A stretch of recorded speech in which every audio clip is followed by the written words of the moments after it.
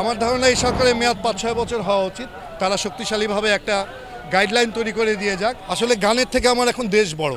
এই ভাইরাল হওয়াটা নিয়ে আমি মোটেই চিন্তিত না। আমরা চাই শক্তিশালী আর কোনো মানুষ যেন দেশ ছেড়ে না যায়। আমরা দেশটাকে আরও বড় করে তুলতে চাই। ৫০ বছর ধরে কেউ পালিয়েছে, কেউ দখল করেছে।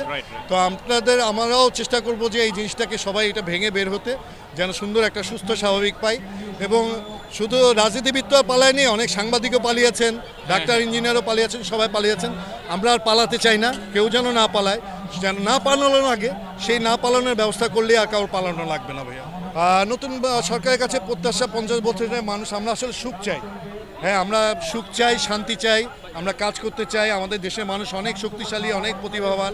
আমাদের অনেক শক্তিশালী মানুষ বিদেশ চলে গেছেন, এই দেশ তাদেরকে ঠিকমতো যত্ন করতে পারেনি। আমরা চাই শক্তিশালী আর কোনো মানুষ যেন দেশ ছেড়ে না যায়। আমরা দেশটাকে আরও বড় করে তুলতে চাই, আমরা অনেক শক্তিশালী করতে চাই। এর জন্য আমাদের যে দেশ দরকার, সরকার আমাদেরকে সেই দেশ দিতেই হবে, নাহলে বারবার আমরা রাস্তায় নামবো। আমার ধারণা এই সরকারের মেয়াদ ৫-৬ বছর হওয়া উচিত। তারা শক্তিশালীভাবে একটা গাইডলাইন তৈরি করে দিয়ে যাক। তো এই গাইডলাইনটা যদি শক্তিশালী হয়, তাহলে এরপর থেকে আর পালানোর সরকার আর আসবে না।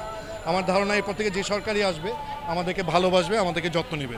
আসলে সব কিছু শিল্পী, ডাক্তার, ইঞ্জিনিয়ার, ব্যারিস্টারের আগে সবাইকে এখন নিজেকে মানুষ ভাবতে হবে। মানুষের জায়গায় নিয়ে আসলে এই জায়গাগুলো থেকে আমরা এই সমস্যাগুলো সমাধান করতে পারবো।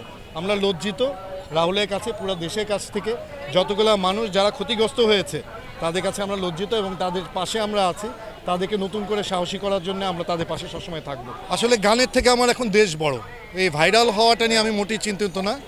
আমাদের গানটা ভাইরাল হলো কিনা সেটা আমাদের কোনো ব্যাপার না। যে কোনো সব গানই শক্তিশালী, শুধু একটা গানই যে হয়েছে এমন না। সব গানই, আমাদের ৭১-এর গানও আমাদেরকে এখন এসে সাহস দিয়েছে। আসলে গান বাজনা, জাদু সব কিছুর মূলে হচ্ছে গিয়ে আমরা সবাই যেন দেশটাকে ভালোবাসি এবং বুঝতে পারি দেশের মানুষজনের কথা। আমরা একটু ধৈর্যশীল হই, একটু শান্ত হই, সবাই প্রতি একটু সহানুভূতিশীল হই, তাহলে দেখবেন যে আমাদের আসলে সুখের গানগুলোই আমাদের সামনে আসবে।